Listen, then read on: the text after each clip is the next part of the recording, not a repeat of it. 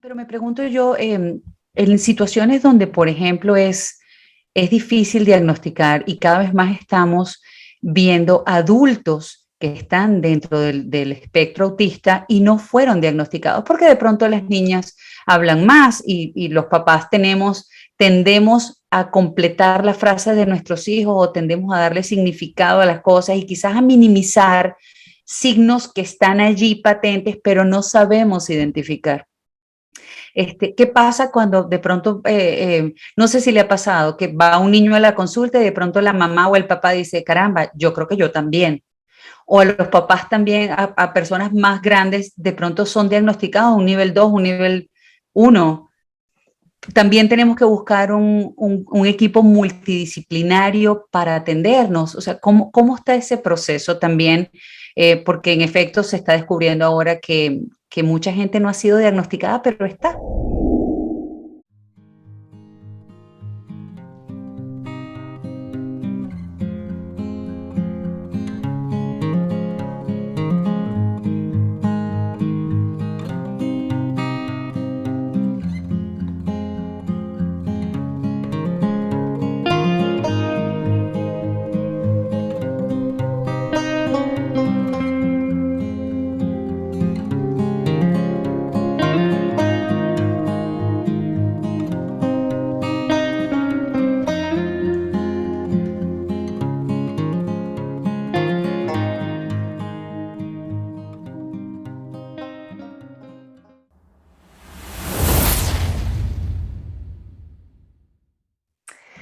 Bienvenidos a Spectrum World Community, este espacio que hemos creado para todas las familias, familias dentro o fuera del espectro, pero que si algo tenemos en común es que necesitamos hablar de autismo.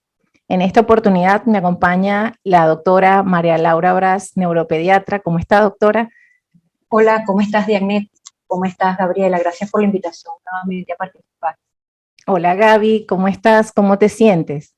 Yo súper contenta de aprender todos los días un poquito de esto que necesitamos hablar, necesitamos aceptar y sobre todo necesitamos combatir, porque hay que integrarlos a la sociedad y hay que dejar tanta ignorancia de lado.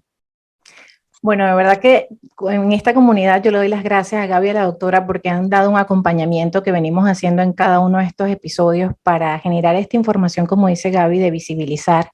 Gaby, desde ese punto de vista neurotípico, de que esta familia que tiene todas las dudas y que como ustedes también se pueden sentir, y tenemos por supuesto el apoyo de la doctora María Laura que nos dice a través del basamento científico todo lo que nosotros podamos tener dudas, ella puede de alguna manera científica y bajo tanta experiencia que está preparada para eso, decirnos cómo puede orientarnos a familias como ustedes y como yo, que tenemos niños neurodiversos, y pues que necesitamos esa orientación científica porque no vale solamente una opinión, hay que tener la opinión del médico, que es tan importante y es que es la persona que además nos dice qué rango, qué nivel o qué condición tiene nuestro niño. En este episodio vamos a hablar el día de hoy precisamente de eso, los niveles de autismo. Estoy segura que todas las familias, al igual que yo, cuando te dicen, tu niño tiene autismo, nosotros queremos saber, ¿existe un nivel? O sea, mi niño tiene más, tiene menos, y vamos siempre al internet. Esa pregunta debemos hacérsela siempre a un experto. Así que, doctora, cuéntanos, Gaby. Que para los que no sabemos, siempre está lamentablemente la imagen de lo que quizás el cine o las ideas que de pronto uno tiene preconcebidas del autismo, o sea, son, ¿no? Entonces de pronto te dicen, tiene autismo, o el compañerito de tu hija tiene autismo, y uno se imagina un niño en un rincón aleteando, y no necesariamente eso, o sea, cuando de pronto entiendes que Einstein estaba dentro del espectro y que gente maravillosa y millonaria ha estado con características de autismo, nos hace preguntarnos eso. O sea, hay niveles, ¿cuáles son los niveles? Y cómo los podemos identificar. Pero bueno, para eso la doctora obviamente nos ilustrará.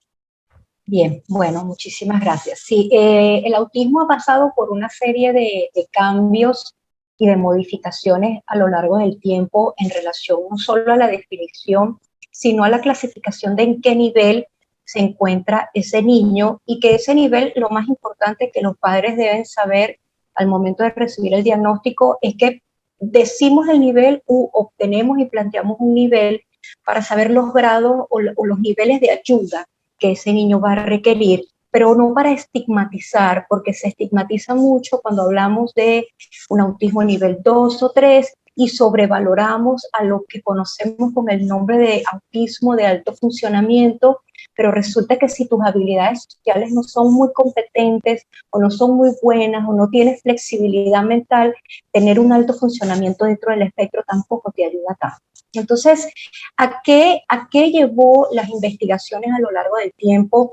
Antes hablábamos de autismo leve, moderado, severo, pero ya hoy por hoy se habla de autismos en base a niveles, nivel 1, 2 y 3. ¿Y qué es lo que utiliza o bajo qué criterios la ciencia hace esa distribución? Sí, o esa distribución a lo largo de la palabra espectro para decir cuando un niño es un nivel 3 o es un nivel 1, básicamente dos características muy importantes, que son la comunicación social que tenga ese niño, y ahí entra obviamente el desarrollo del lenguaje verbal o expresivo oral, que es el lenguaje conversado, y la mayor o menor cantidad de conductas repetitivas o de intereses restringidos que la persona puede tener. Partiendo de esos dos elementos, y para eso hay en el manual de diagnósticos estadísticos, que es el DSM-5, en su última revisión y clasificación, una serie de ítems, pues que no vale la pena mucho mencionarlos acá porque son extensos, ¿ok?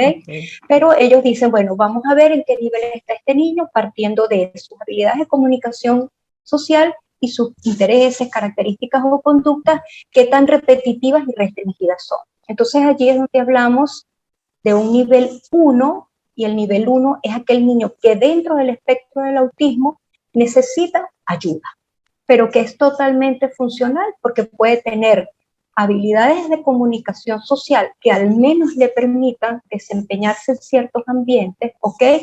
Y que presenta de alguna manera un interés inusual en ciertas actividades, pero que a su vez también puede insertarse en las actividades de otros niños o a nivel escolar. Dime, Diana. Doctora, pero yo hago una pregunta, usted que tiene el conocimiento y sabe diferenciarlo, pero yo como papá y mamá que voy a la consulta, cuando voy a llevar a este niño a la evaluación para que me digan qué nivel tiene, ¿ustedes qué utilizan? ¿Es un formato? ¿Es una cantidad de preguntas que le hacen a la mamá si el niño es no verbal? ¿O usted dice, mamá y papá salgan del consultorio, yo voy a observarlo y usted va llenando un formulario? ¿Cómo se da esa evaluación? ese nivel? Exacto, ¿cómo hace que usted lo diferencie y sepa cómo sacar a un niño de este y es este? Claro, para eso existen herramientas. Regularmente nosotros podemos hacer uso, tanto el neurólogo como el psiquiatra o el psicólogo, las personas involucradas en el diagnóstico, una serie de herramientas que uno orienta el diagnóstico, por ejemplo, el foco de atención de juego de un niño, y ahí hablas de una serie de ítems. Él puede flexibilizar y cambiar de una actividad a la otra, o siempre está inmerso en una sola actividad, por ejemplo, dinosaurios, cumpleaños de dinosaurios. Si los sacas de los dinosaurios, eso genera una desregulación. ¿A eso se refería usted con intereses restringidos? Intereses restringidos es como un hiperfoco en una actividad, en una conducta o en un interés específico.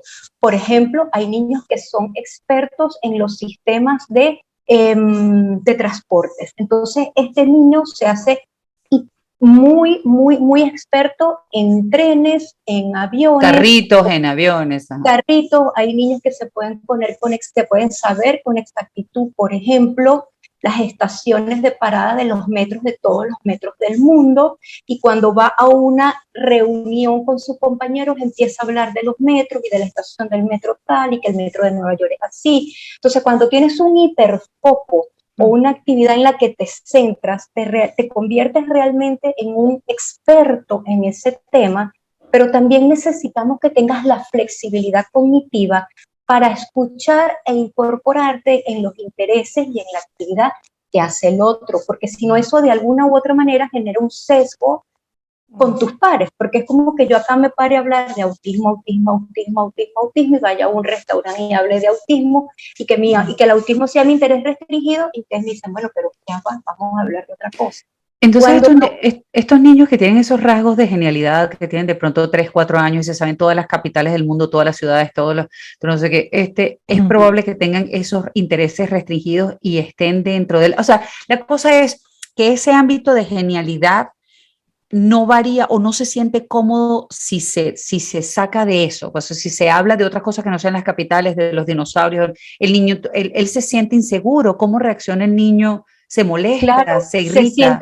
se siente no digamos que inseguro, pero pues si no compartes mi interés, simplemente me aíslo. Y eso limita las habilidades sociales, porque cuando hablamos de autismo, hablamos de habilidades sociales, de comunicación verbal y no verbal, cómo utilizo yo mi lenguaje gestual, cómo interpreto el lenguaje gestual del otro y las actividades que yo comparto. Entonces, cuando hay un interés restringido muy marcado que no trabajamos y no trabajamos esa flexibilidad cognitiva, primero eso se puede convertir en una obsesión, puede convertir en una conducta obsesiva. Pero también me va a... Sí, ¿y qué pasa? Me voy a hacer más rígido y siempre voy a hablar de lo mismo. Está muy bien que se utilice. A mí los intereses restringidos desde lo personal me parecen una ventana de oportunidad. Sin embargo, hay que trabajar. ¿Una ventana de oportunidad para qué? Quizás este niño que es un experto en dinosaurios pueda estudiar paleontología, no sé, esto acá en tormenta de ideas. Pero yo también debo entender que para que mis habilidades sociales fluyan y yo pueda estar incluido, tengo que aprender a hablar de eso, pero empaparme o interesarme en lo que las demás personas están hablando. Y eso puede ser positivo, ese aire de genialidad que algunos niños tienen, otros no tienen aire de genialidad, porque a veces el hiperfoco o esa atención muy marcada puede estar, por ejemplo, en un hilo. Y empiezo a darle vuelta al hilo y jugar con el hilo y me compran un juguete de la mejor marca, el más costoso, el más didáctico, el más wow, pero yo quiero estar con el hilo o tengo un palito y le estoy dando tic, tic, tic, tic, tic al palito la etiqueta de la ropa y es darle y y, darle. y me quedo en ese hiperfoco y de ahí nadie me saca. Entonces, eso no te da una connotación de genialidad. Hay otros que su interés es, no sé, yo tengo un paciente que se sabe todo, Leonardo da Vinci y quiénes eran sus ancestros y Leonardo da Vinci para acá y Leonardo, cada vez que lo veo en consulta habla de otras cosas, pero sabe, doctora, que leí que Leonardo da Vinci, o sea, vuelves otra vez al punto. Entonces, volviendo al tema, estamos hablando del primer nivel de autismo que se considera en los niños, que dentro del resto de los otros niveles es el que menos ayuda tiene o el que mayor adaptabilidad a una vida común podría tener. Y estamos hablando de la verbalidad, o sea, el niño que habla y se comunica, correcto. pero que tiene intereses restringidos, ¿cierto? Tiene intereses restringidos y su comunicación puede estar afectada, pero no por una ausencia total del lenguaje, sino de pronto la forma en cómo yo utilizo el lenguaje hablado. De pronto puedo tener un lenguaje muy prosódico, prosódico es como un cantadito fuera del contexto cultural en donde yo vivo, o me cuesta entender y discriminar lo que el otro me está diciendo en relación de pronto a un doble sentido, y que esos apegos o esos focos inusuales yo los puedo trabajar mejor, pero que eso no me provoca en realidad un problema in situ, en la escuela, en el parque. Social. O sea, me puedo de alguna u otra manera, digamos que camuflajear e incorporar en eso, porque entre otras cosas son niños que un docente disfruta mucho teniendo un chico que sepa de cosas que los demás no saben, ni siquiera ella, pero que sus niveles de apoyo necesita apoyo, pero no es un niño que necesita un apoyo sustancial. ¿Puede este niño identificar el sarcasmo, el doble sentido? O sea, puede que haya casos o en el primer nivel de autismo definitivamente no entienden las ironías y este tipo de cosas con doble sentido. Regularmente tienen dificultades para entender las ironías, el sarcasmo, el son muy literales, son muy literales. Entonces las burlas del colegio, las burlas de otros niños, ellos no las saben interpretar. No, o sea, lo interpretan como una ofensa, lo interpretan como una burla, o sea, compararlo de pronto con qué bellos rulos de cabello parece un poodle, me estás llamando perro, porque el poodle es un perro. Entonces, a veces hay que incluso anticipar, esto es una broma, ok, es una broma, y ok, es una broma, pero siempre hay que anticipar y decir, estoy ante una broma, porque esa rigidez mental y esa literalidad te hace confundir las cosas y los hace sufrir. Pero eso me hace pensar algo interesante. De pronto creía que el hecho de que ellos no entendieran el sarcasmo los hacía como inmunes a la burla y al dolor. Estos niños pueden ser hipersensibles. Depende de cada persona, sí, es muy individual. Hay niños que de pronto aprenden a manejarse bien con el sarcasmo y con el doble sentido, y hay otros que irremediablemente no, y eso hace que tampoco favorezcas las habilidades sociales, sobre todo entre adolescentes y entre niños en edad escolar, porque a veces hay juegos, lo que nosotros llamábamos acá en Venezuela el chalequeo, no estoy entendiendo por qué me estás diciendo esto, y ese tomarse algo tan en serio, pues les puede generar dificultades para socializar más, se pueden sentir, empiezan a tener problemas de autoestima, o sea, hay muchas cosas allí en el medio que hay que trabajar en cuanto a esa parte. Ahora, doctora, ese es el nivel 1. ¿Cuál es el nivel 2? Bien, en el nivel 2 ya nos estamos enfrentando a un chico dentro del espectro del autismo que tiene limitaciones más marcadas en la comunicación social, que pueden ir desde escaso lenguaje o un lenguaje que no le es funcional, que tiene rasgos atípicos en el lenguaje.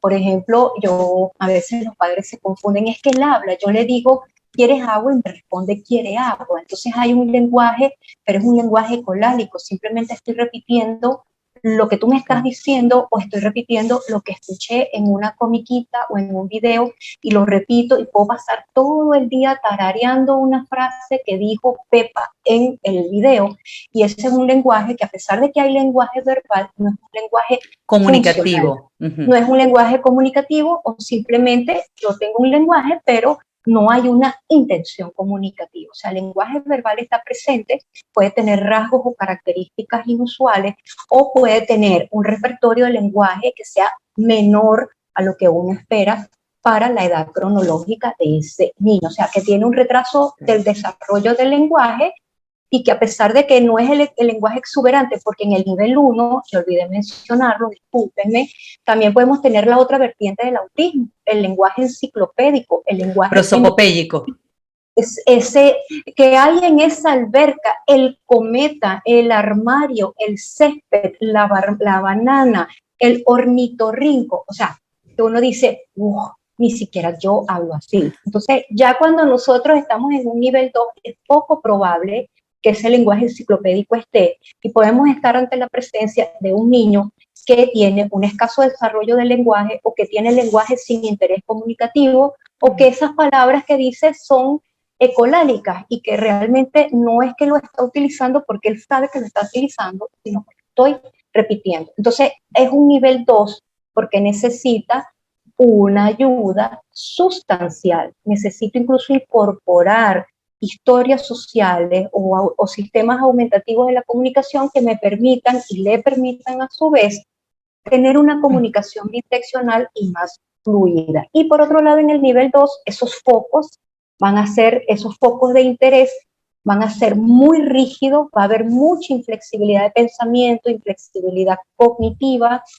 ¿Por qué me cambiaste la ruta para ir al colegio? Aunque no lo manifieste, se desestructura, hace una pataleta, hace un berrinche, porque, entre otras cosas, la persona con autismo es una persona que piensa en imágenes, es una persona muy visual. Entonces, ahí volvemos otra vez a la herramienta, bien sea los criterios del DSM-5 o el CARS u otras pruebas, en donde uno va haciendo como un checklist de lo que yo estoy viendo en ese niño a través del interrogatorio, o ya uno casi que, quizás por la experiencia, yo veo un niño en mi consulta que no se comunica, que tiene sordera paradójica. ¿Qué quiere decir sordera paradójica? Que lo llamo, lo llamo, y no me responde el llamado, pero si la mamá abre la galletita, el sonido del papel, galleta.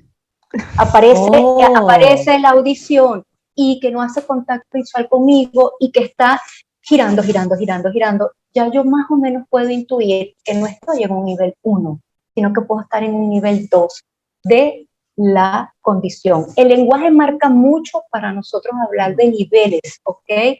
Y obviamente la ausencia cero de comunicación ya nos habla de una situación un poco más compleja y más complicada en este nivel. habíamos hablado de que el niño autista, porque, bueno, habíamos hablado que es detectable a partir de los 2 años, pero incluso hay adultos que no han sido detectados, pero estamos hablando de trastornos sensoriales. ¿Cómo es la sensación para un niño nivel 2 y cómo es la relación social en base a esas reacciones sensoriales? Bien, las reacciones sensoriales no están tan tomadas en cuenta para hablar si tiene un nivel 3 o un nivel 1, pero sí van a interferir significativamente de vuelta otra vez en las habilidades sociales. O en el foco o el interés, porque si yo tengo una persona con autismo que tiene una hiposensibilidad visual, es una persona que va a buscar estimularse con luces, con juegos como las pelotas de las discotecas que tienen muchas luces. Los disco balls, ajá. Exactamente, entonces ellos van a tener como una fijación a estar viendo siempre esto porque son buscadores de estímulos, por ejemplo.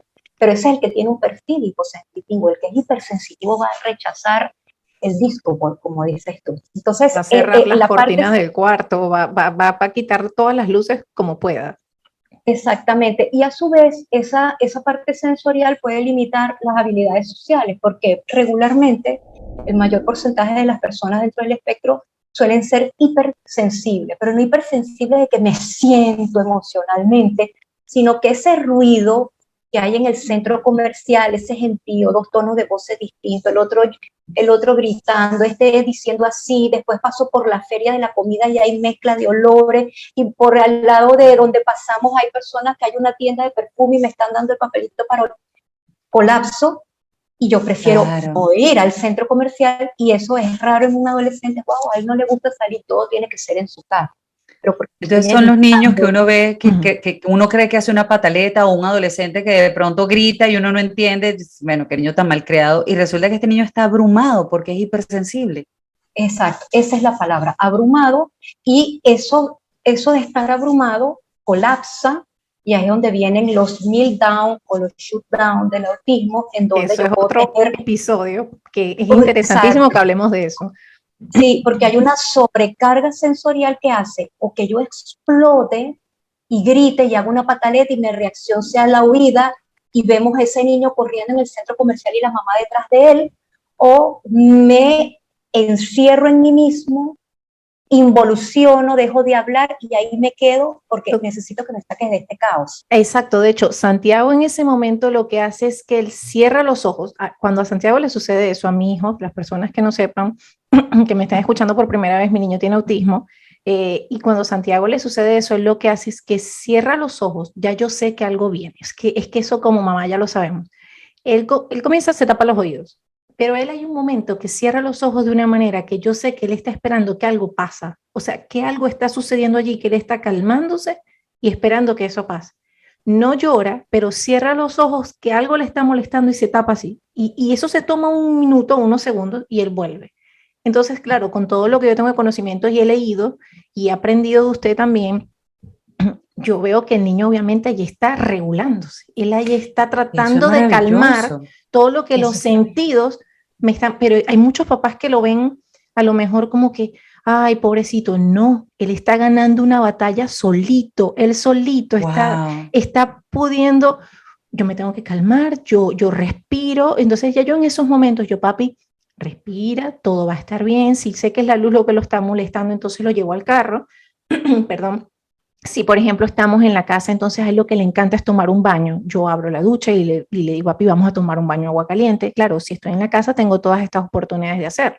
Pero si está afuera, eso vale mucho de que el papá conozca a su hijo, que sepa cómo prevenir este episodio, porque se puede prevenir de muchas maneras. Si al niño le gusta utilizar estos audífonos, es una manera de aislarlo del mundo, él va a poder ver todo chévere, pero él no va a escuchar todo lo que está pasando. A lo mejor está escuchando lo que va viendo en su tablet, o a lo mejor va escuchando una música que le gusta, o un sonido relajante, eso lo calma.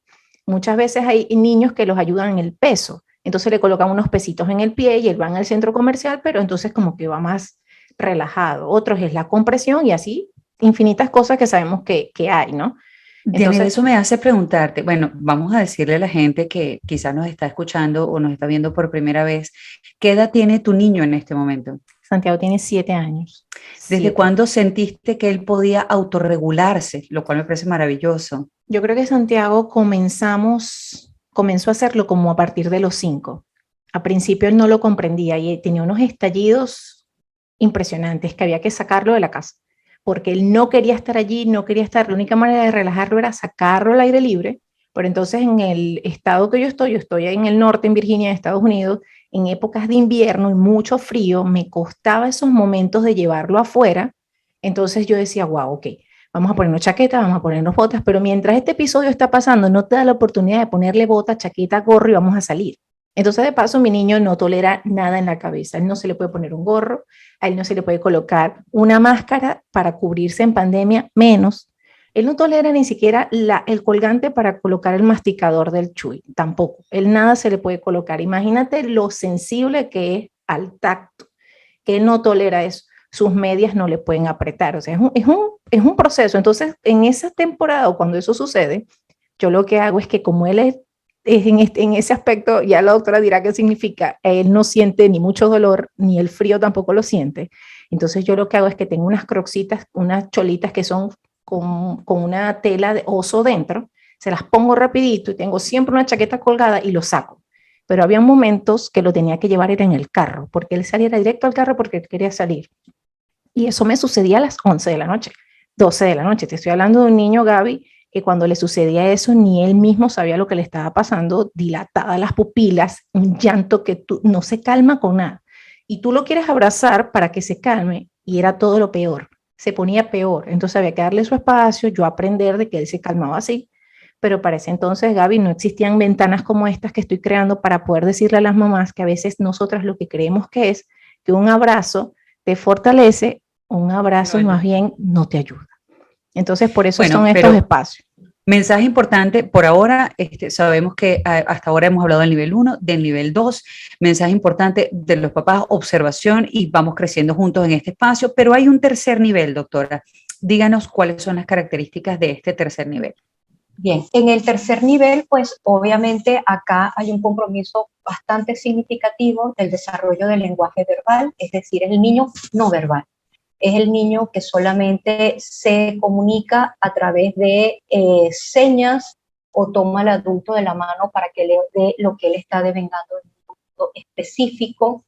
También allí están incorporados los niños que no tienen un lenguaje, sino lo que nosotros llamamos una jerga inmadura o ininteligible. Nadie entiende qué es lo que le está diciendo. Todo el tiempo repite ese sonido. O hay niños que es lo único que hacen, a pesar de que tengan muchísima edad. Acá también regularmente están incorporados los niños dentro del espectro del autismo que puedan tener discapacidad intelectual, porque está descrito que dentro de las comorbilidades asociadas al autismo o situaciones médicas que acompañan al autismo está el retardo Doctora, mental. disculpe que la interrumpa, pero bueno, no todo el mundo conoce el término de comorbilidad. ¿Qué significa eso? Disculpa que la interrumpe. No se preocupe, disculpa más bien el tecnicismo. Comorbilidad son todas aquellas complicaciones médicas que pueden ser gastrointestinales, neurológicas o psiquiátricas que acompañan el autismo o de otra naturaleza. ¿Por qué? Porque las personas con autismo tienen una susceptibilidad mayor que las personas que no tienen autismo a desarrollar trastornos del sueño, a desarrollar epilepsia, a desarrollar trastornos obsesivos compulsivos, sobre todo los adolescentes o los adultos que llegan a la adultez sin un diagnóstico, cuadros depresivos. Entonces, la discapacidad intelectual o trastorno del todo lo que es aparte del trastorno del aprendizaje, los niños que tienen discapacidad intelectual como comorbilidad o como acompañante, a veces son niños que además de todas las características propias del autismo, de que no tienen desarrollo del lenguaje, tampoco tienen habilidades académicas, habilidades cognitivas, y esto viene como a incrementar más el nivel de apoyos. Entonces este es el niño que está en un nivel 3 y que necesita mucha ayuda. O sea, pasamos del niño que necesita pocos apoyos al niño que necesita un apoyo sustancial, que puede ser transitorio o no, y tenemos el niño que va a necesitar muchos apoyos, que necesita un tutor, que necesita un cuidador, que tiene como más dependencia de un tercero, ¿ok? Un psicólogo. Sí, que todo son un equipo.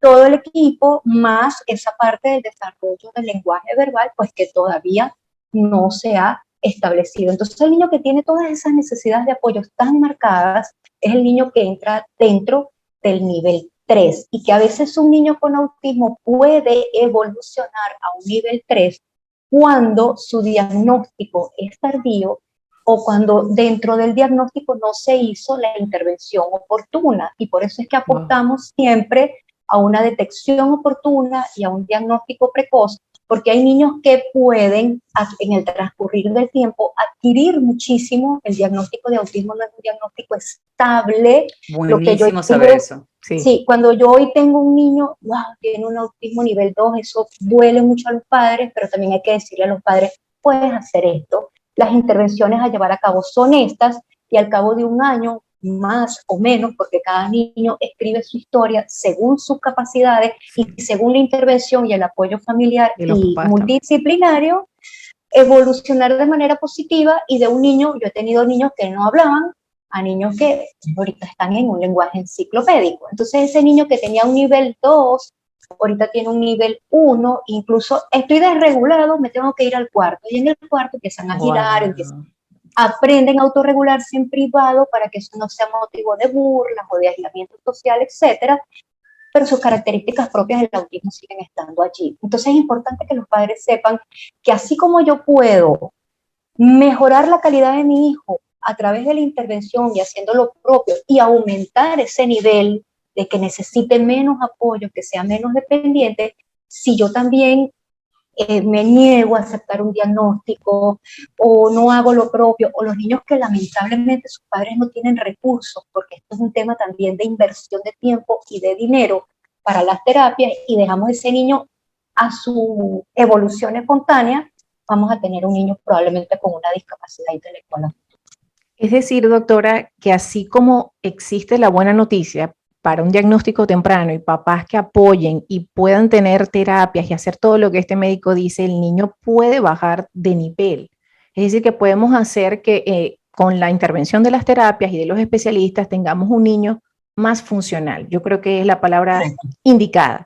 Y de igual manera usted está diciendo que si no hacemos nada de esto, ese diagnóstico de nivel 1 o ese diagnóstico nivel 2 que nos dieron, este niño pasa a un nivel de mayor complejidad. O sea, podría involucionar. Involucionar. Hay algunos que involucionan según si tiene algún problema médico asociado, aún realizando la intervención propia que ellos necesitan. Pero si yo no hago lo que me corresponde, lo que me corresponde como padre o como terapeuta, no voy a tener una evolución satisfactoria y se van asociando otras cosas en edades, ya te doy el derecho de palabra, me disculpo.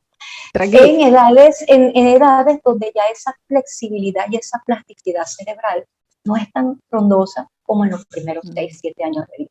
A eso es a lo que voy, esos niveles y esa flexibilidad.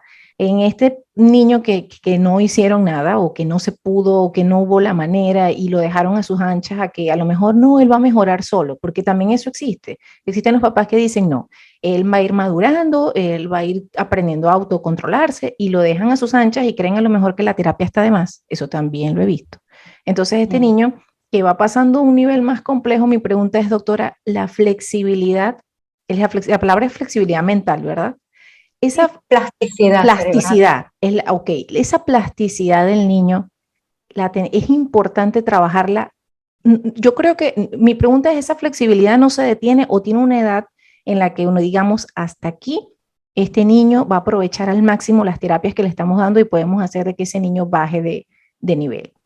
Claro, muchos estudios neurocientíficos dicen hoy por hoy de que la neuroplasticidad no se pierde. Nosotros tenemos la capacidad de generar mejoras en nuestros circuitos neuronales, y eso existe, por ejemplo, en los adultos que tienen deterioro cognitivo leve, que son los estadios iniciales de un Alzheimer, por ejemplo, o cualquier otra demencia. Cuando tú haces estimulación cognitiva, tú frenas el avance de la enfermedad porque estás estimulando esas funciones cerebrales. Pero cuando yo tengo menos de 6 años, o cuando yo tengo esos primeros 7 años de vida, esa capacidad de regeneración es mucho de adaptarse. Mayor, de adaptarse, es mucho más fácil hacerlo, es mucho más tenemos un cerebro en un crecimiento muy exuberante y frondoso, que lo podemos utilizar para lo bueno y lo podemos utilizar para lo malo. Por ejemplo, la incorporación de pantallas antes de los 2 años de edad.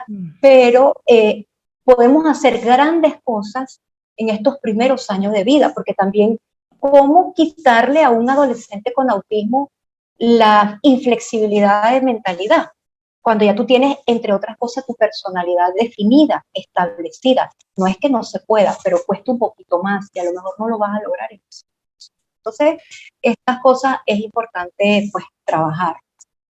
Bueno, estábamos hablando de los 3 niveles de autismo que ya dijimos que no están escritos en piedra, pues pueden subir, pueden bajar. Pero me pregunto yo, en situaciones donde, por ejemplo, es difícil diagnosticar y cada vez más estamos viendo adultos que están dentro del espectro autista y no fueron diagnosticados, porque de pronto las niñas hablan más y los papás tendemos a completar las frases de nuestros hijos o tendemos a darle significado a las cosas y quizás a minimizar signos que están allí patentes, pero no sabemos identificar. ¿Qué pasa cuando de pronto, no sé si le ha pasado, que va un niño a la consulta y de pronto la mamá o el papá dice, caramba, yo creo que yo también? O a los papás también, a personas más grandes, de pronto son diagnosticados un nivel 2, un nivel 1. También tenemos que buscar un equipo multidisciplinario para atendernos. O sea, ¿cómo está ese proceso también? Porque en efecto se está descubriendo ahora que mucha gente no ha sido diagnosticada, pero está.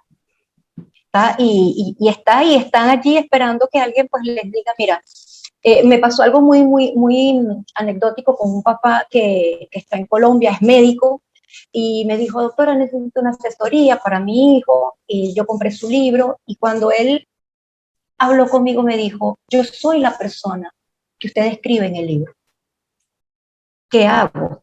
Y entonces la mamá del niño decía, es que mi hijo es igual que el papá, se porta igual que el papá, esto debe ser que es así porque el papá es así.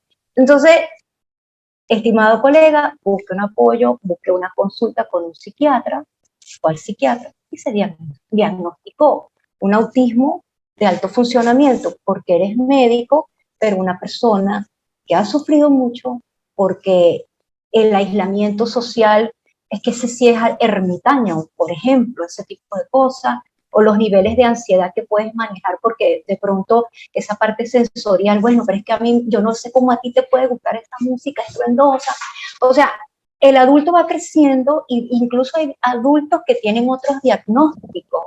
Hay diagnósticos de trastorno obsesivo compulsivo y resulta que ese era el de interés restringido de la infancia. Entonces, yo pienso que acá quien sienta que necesita una ayuda debe buscarla, debe no sentir miedo a lo que se está viendo, porque es frecuente ver en las consultas papás y mamás decir, yo era así, y tenemos adultos diagnosticados desde el diagnóstico de sus hijos, ¿ok?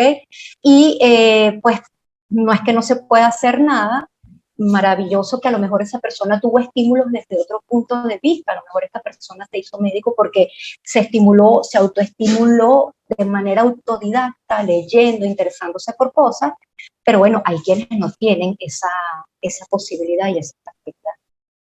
Bueno, definitivamente yo agradezco cada una de las dudas y cada una de las aclaratorias que nos ha dado la doctora María Laura y Gaby, cada una de las preguntas que has hecho, porque yo definitivamente como mamá neurodiversa y que veo esto en cada escenario, en cada terapia, en donde quiera que voy, y que no solamente yo como mamá neurodiversa, todas las familias, esta información, créanme que alguien cercano, su familia, amigos, alguien la tiene. Una de cada 44 personas están siendo diagnosticadas con autismo. Estoy segura que conoces a alguien que tiene autismo. Qué importante es, díganos, doctora. Para cerrar y no perder esta oportunidad, lo que siempre se dice a los papás, porque los papás piensan que el nivel 3 es el nivel 3 para siempre, o que el nivel 2 es el nivel 2 para siempre. Lo que se le dice o lo que se le debe aupar a los padres, en base a lo que sabemos cómo es el autismo, olvídate del nivel y avanza con el protocolo terapéutico, porque el niño que tienes hoy, 4 de febrero, no es el mismo niño que vas a tener el 4 de octubre. O sea, esto no es nada estático, esto es importante saberlo porque no es una sentencia tener un autismo nivel 3 siempre y cuando sepas que tienes que arrancar en el abordaje terapéutico que viene siendo el verdadero tratamiento de esta condición. Qué valioso decir eso, doctora. Yo como mamá que recibí el diagnóstico de mi niño en un nivel 2, poder saber que puedo seguir trabajando con él y que esa plasticidad la tenemos también por todos los años y que nos acompaña, que hay unos años en que el niño puede tener una plasticidad mayor, pero como usted dijo, que esto no culmina. Entonces, todos los que ya pasamos esa edad de 7 años, tenemos esperanza, tenemos fe de que si seguimos haciendo las cosas como son, el protocolo, la terapia, podemos hacer que nuestro niño vaya a un nivel 1 o nuestro niño nivel 3 vaya a un nivel 2. Es importante que sepamos todos, que veamos esto de una manera de actuar, de que debemos actuar ya. No nos quedemos en el nivel 1, ay, como ya él tiene nivel 1, no tengo que hacer nada porque mi niño es súper funcional. No, tu niño se puede convertir en un nivel 2. Y el papá que tiene un diagnóstico de un nivel 3, no se quede con esa noticia, vaya, edúquese, lea, pase su duelo, es normal. Y si no, ya puede ir a ver, tiene que ver nuestro episodio donde hablamos de cómo afrontar este duelo, porque todos también lo vivimos, lo digo por experiencia propia, pero qué importante es actuar, porque el que estamos haciendo el daño es al niño. Gaby, ¿qué puedes decir para concluirnos con esta opinión desde el foco neurotípico? Ya lo dijiste, papá, mamá que reciben el diagnóstico, y lo dijo la doctora, no se queden con eso. Busquen inmediatamente el equipo multidisciplinario para el programa personalizado que tu hijo necesita porque puede avanzar.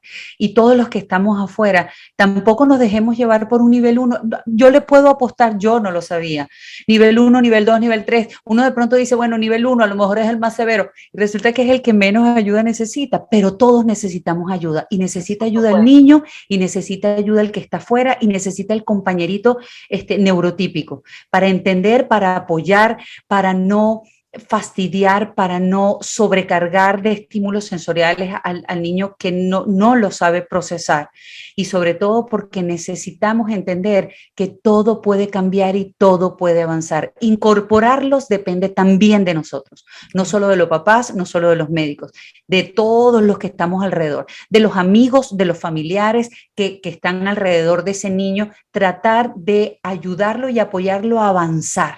Esto es un compromiso de todos porque, como ya lo dijiste, 1 de 44. Ahorita estoy pensando que muchas personas de mi familia tienen rasgos que pudieran estar dentro del espectro y eso no quiere decir que sean más o menos inteligentes. Incluso en mi familia hay gente con rasgos de genialidad y hoy en día me pregunto si eso estará dentro del espectro.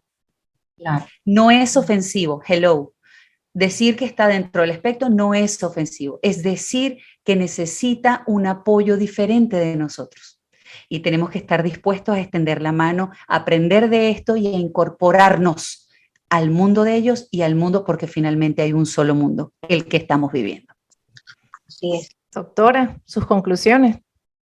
Bueno, el llamado es a aprender, a entender que, bueno, estas personas están acá, están con nosotros, necesitan ser detectadas de manera oportuna, sea nivel 3, sea nivel 1, no hay que hacer esas comparaciones desde el punto de vista de la penalidad, o sea, los diagnósticos no son una sentencia, pueden ser incluso una oportunidad para que la persona sepa, por fin ya sé qué es lo que está ocurriendo conmigo y en función de esto yo voy a reorganizar mi vida y voy a hacer uso de lo positivo que tengo para tener una vida funcional y voy a trabajar en esas cosas que de pronto no me juegan a favor para evitar seguir sintiéndome mal por no ser quizás igual al promedio o al normal.